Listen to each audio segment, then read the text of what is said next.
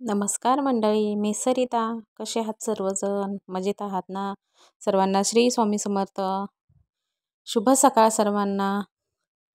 तर हे बघा, इकडे सकाळचं माझं जे काय आपलं रुटीन आहे रोजचं ते चालू आहे. आपलं फिरून वगैरे आलो, आंघोळ वगैरे फ्रेश झाले मी इथे आणि एक ग्लास लिंबू पाणी मी तुम्हाला बोलली होते ना, तर ते लिंबू पाणी चालू आहे. तर ते पित आहे लिंबू पाणी. म्हणजे कोमट पाणी नाही पित मी. आपलं थंडच पाण्यात लिंबू घेत असते पिळून. आणि एक लिंबू नाही, अर्ध घेते मी आणि अर्ध त्यांना देते. तर दोघं जण मिळून एक लिंबू पितो. मोठाले लिंब आहे. तर एक ग्लास लिंबू पाणी पिलं आणि खरंच सकाळी जर फिरायला गेलं ना, दिवसभर असं फ्रेश वाटतं. आम्ही तरी 2-3 किलोमीटर सकाळी फिरायला जातो.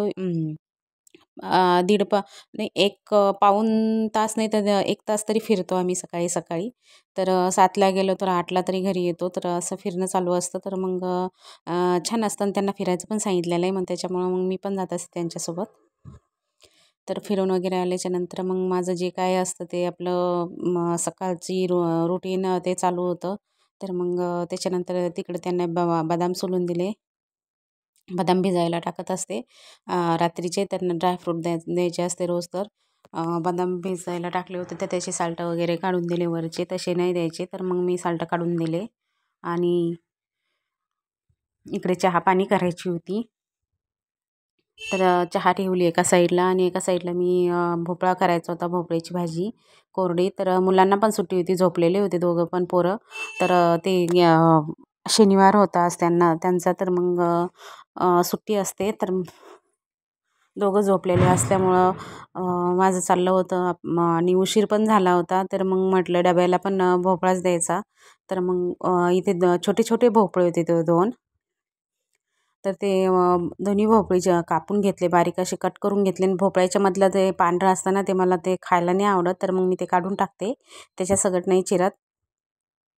आणि फक्त भोपळा भोपळा घेते, त्याच्यामधलं आतलं जे पांढरं बिया वगैरे असतात ना, ते सगळं काढून टाकते मी. तर मग ते कापून घेतलं आणि कढईमध्ये फक्त आपलं तेल, लाल तिखट, धने पावडर, हळद एवढंच टाकलेले आणि जिरं, दुसरा मसाला काहीच नाही. आणि कांदा वगैरे लसूण हे पण काहीच नाही. असं साधा सिंपल परतल्यासारखा भोपळा आहे हा. आणि त्याच्या अंगाच्या पाण्यावरती शिजू दिलेला आहे, त्यात मीठ घालून. वरतून पाणी पण घातलेलं नाही आहे, कमी गॅस करून त्याच्यावरती शिजू दिलेला आहे. असा भोपळा केला तर खरंच चवीला पण छान लागतो. आणि फुल गॅस करून पण मस्त नंतर परतू दिला. आणि हा असा भोपळा केला ना, मुलं पण मग थोडंसं आवडून खातात. परतून घेतलेला भोपळा आणि पाणी टाकून भोपळा केला ना, मग त्याची चव पण बदलते आणि थोडासा वास पण मारतो. म्हणजे असं वेगळाच लागतो, चविष्ट लागत नाही. त्याच्यामुळं पाणी न टाकताच शिजून घेतलेला भोपळा पण छान लागतो. आणि त्याच्यात मसाले वगैरे काहीच ॲड करायचे नाही भोपळ्यामध्ये, तर तो आणखीनच चांगला लागतो. तर मग तसंच मी नेहमी भोपळा करत असते. तर ते झाल्याच्या नंतरला लगेच इकडे चपात्या करायला घेतल्या. पीठ मळून चपात्या करायला लागली. एकीकडे चहा, एकीकडे भाजी. आणि माझ्या ज्या चपात्या चालू होत्या, कारण एकदा 2-3 चपात्या लाटून दिल्या की मग कसं त्यांचा टिफिन वगैरे भरून देता येतो. तर मग टिफिन भरून दिला आणि मुलं पण उठली, तर मग त्यांना दोघांना पण चहा करून दिली. ते गेले तोपर्यंत ड्युटीला. तर मग मी इकडे चहा केली, त्यांना दोघांना दिली. कारण शाळेत पण जायचं होतं, दोघांच्या शाळेमध्ये बोलवलं होतं, ओपन हाऊस होतं.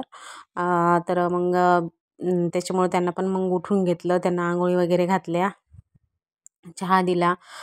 तर आणि झोपलेलाच होता, त्याला बोलले घ्यायचं का, तर तो झोपलेलाच होता. तर मग इकडे असे मोठाला दिला आणि भाऊ पण आलेला आहे माझा, तर मग त्याला दिला करून. आणि लगेच चहा झाल्याच्या नंतर इकडे पालक भाजी बनवायचं ठरलं. तर मग म्हटलं थोडीशी पालक भाजी, थोडीशी पातळ पालक भाजी केली तर चांगली. तर हाटून करायची होती मला बेसन पीठ घालून. तर मस्त अशी धुवून घेतलेली आहे मी स्वच्छ अशी पाण्याने. आणि पालक भाजी अशी हिरवीगार आणलेली आहे बघा, किती छान दिसते याच्यातच. म्हणजे असं कुठंच तुला डाग नाही, काय नाही. पानं पण छान अशी कवळे पानं आहे. आणि कवळी भाजी असली ना चवीला पण मग ती चांगली लागते. आणि अशी थोडीशी अशी मोठाले पानं जरकट अशी भाजी असली ना, ती कशी केली तरी ती चविष्ट लागत नाही. ही भाजी पण छान आणली होती.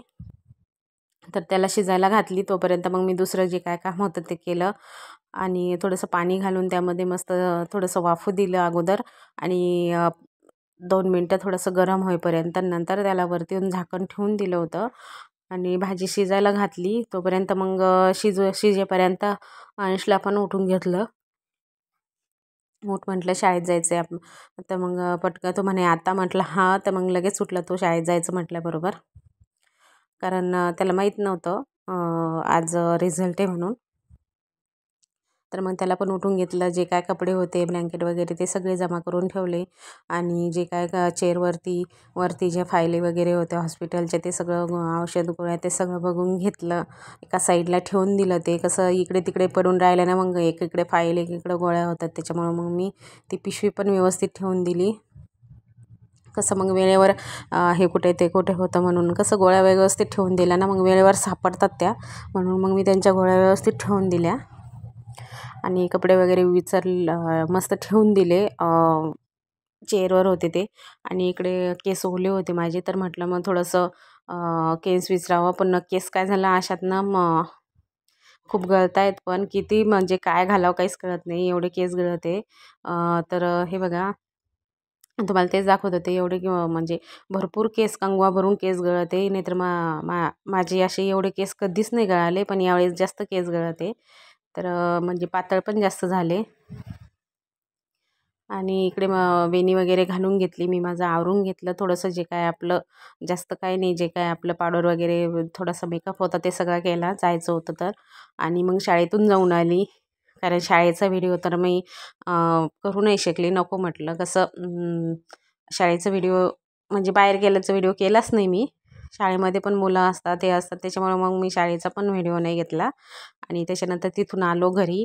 आणि घरी आल्याच्यानंतर इकडे पालकाच्या भाजीला बेसन पीठ आणि हिरवी मिरची, लसूण, जिरं हे सगळं घालून त्याला मस्त असं बेसन पीठ कालून घातलं आणि शिजायला ठेवली गॅसवरती.